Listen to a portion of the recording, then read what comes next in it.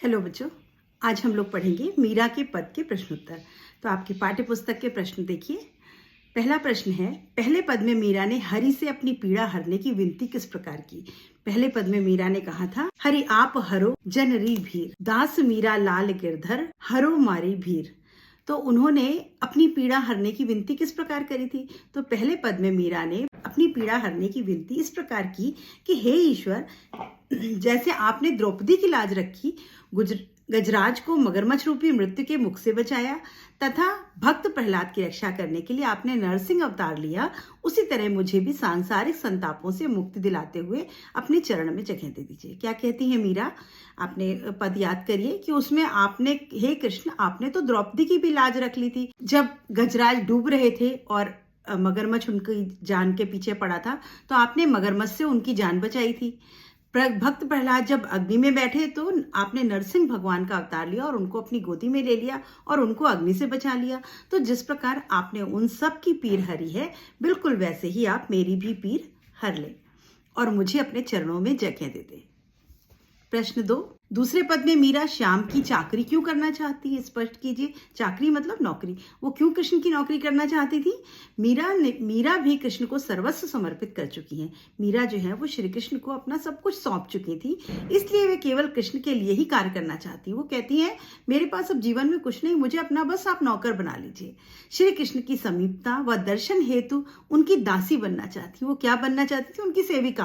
क्यों? क्योंकि सेविका बनूंगी तो मैं उनके पास रहूंगी और पास रहूंगी तो बराबर दर्शन मिलते रहेंगे। कहती हैं, दासी बनकर श्री कृष्ण के लिए बाग लगाएं, उन्हें वहां विहार करते हुए देखकर दर्शन का सुख प्राप्त करें और वृंदावन की कुंज गलियों में उनकी लीलाओं का गुणगान करना चाहती है और वृंदावन में घूम घूम के कृष्ण की लीलाओं का वर्णन करना चाहती हैं। इस प्रकार दासी के रूप में दर्शन, नाम स्मरण और भाव भक्ति रूपी जागीर प्राप्त कर अपना जीवन सफल बनाना। मीरा कौन सी 3 वरदान मांगती है कि वो दासी के रूप में, कृष्ण की दासी के रूप में रहना चाहती हैं और उनके नाम को याद करने की भक्ति चाहती हैं और साथ ही साथ वो उनकी लीलाओं का गुणगान करना चाहती हैं।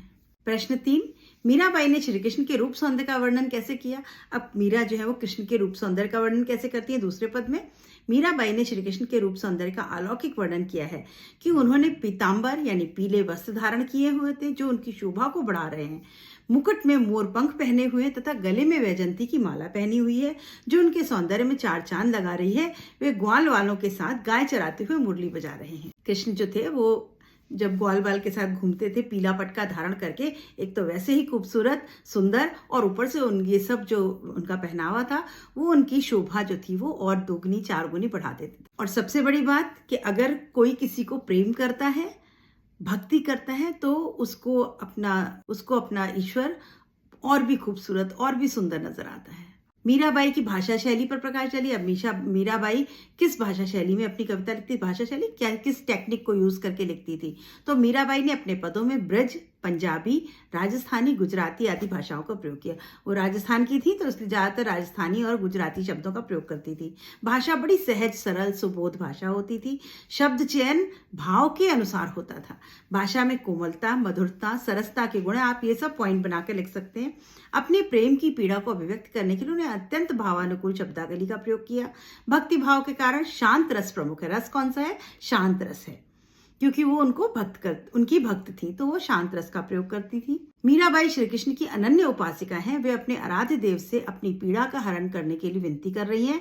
मीराबाई की भाषा में अनेक अलंकार जैसे अनुप्रास, रूपक, उपमा, उत्प्रेक्षा, उदाहरण आदि अलंकारों की सफल प्रयोग हुआ है। उनके पदों में आपको बहुत सारे अलंकार देखने को मिलेंगे। प्रश्न 5, वे श्री कृष्ण को पाने के लिए क्या क्या कार्य करने को तैयार थी। अभी पद के आपको कहानी याद रखनी पड़ेगी। मीरा श्री कृष्ण को पाने के लिए उनकी नौकर बनना चाहती थी, अर्थात उनकी सेवा करना चाहती थी। वे उनके लिए बाग लगा करके माली बनने को तैयार थी। आधी रात को वो यमुना तट पर उनसे मिलने के लिए जाना चाहती हैं और वृंदावन की कुंज गलियों में घूम घूम करके गोविंद की लीला का गुणगान करना चाहती। तो ये सारे काम वो करना चाहती है उनको पाने के लिए। अभी यहाँ कुछ पंक्तियां दी है जिसका काव्य सौंदर्य बताना है आपको। काव्य सौंदर्य मतलब आपको भाव बताना है और अगर उसमें कुछ विशेष है तो आपको वो विशेषता बतानी है। हरि आप हरो जनरी भीर, द्रौपदी लाज राखी आप बढ़ायो चीर, भगत कारण रूप नरहरि धर्यो आप शरीर। अभी भाव क्या है? हे कृष्ण, आप अपने भक्तों की पीड़ा दूर करिए, जिस प्रकार आपने चीर बढ़ा करके द्रौपदी की लाज बचाई, नरसिंह का रूप धारण करके भक्त प्रहलाद की पीड़ा का दूर किया, उसी प्रकार आप हमारी परेशानी को भी दूर करिए। आप तो सबकी पीड़ा दूर करने वाले हैं। अब यहाँ पर भाषा क्या है, आप इसमें विशेष क्या लिख सकते हैं? भाषा कौन सी है? गुजराती मिश्रित राजस्थानी भाषा है। अलंकार कौन सा है? यहाँ पर अनुप्रास अलंकार है। कौन सा? हरि आप हरो जन की भीड़ हा हा की आवृत्ति है, वर्णों की आवृत्ति है, तो यहाँ पर अनुप्रास अलंकार है। छंद कौन सा है? पद छंद है। आपको मालूम है उसमें किस छंद में लिखा गया? ये आप मीरा के पद पढ़ रहे हैं, तो छंद पद है। रस कौन सा है? भक्ति रस है। तो ये आप 3-4 बातें इंपॉर्टेंट आप लिख सकते हैं।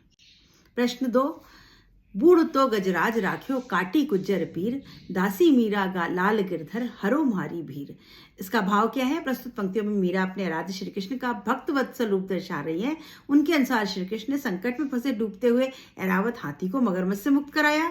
इसी प्रसंग में वे अपनी रक्षा के लिए भी श्री कृष्ण से प्रार्थना कर रही। वो कह रही है, महाराज प्रभु, जैसे आपने डूबते हुए ऐरावत हाथी को मगरमच्छ से बचा लिया था, उसी प्रकार से आप मुझे अपनी दासी मीरा को भी आप बचा लीजिए, उसकी पीर जो है वो हर लीजिए। यहाँ पर मुख्य क्या है? वही बात, राजस्थानी गुजराती ब्रज भाषा का प्रयोग किया है। भाषा सरल सहज है और काटी गुज्जर में अनुप्रास अलंकार है।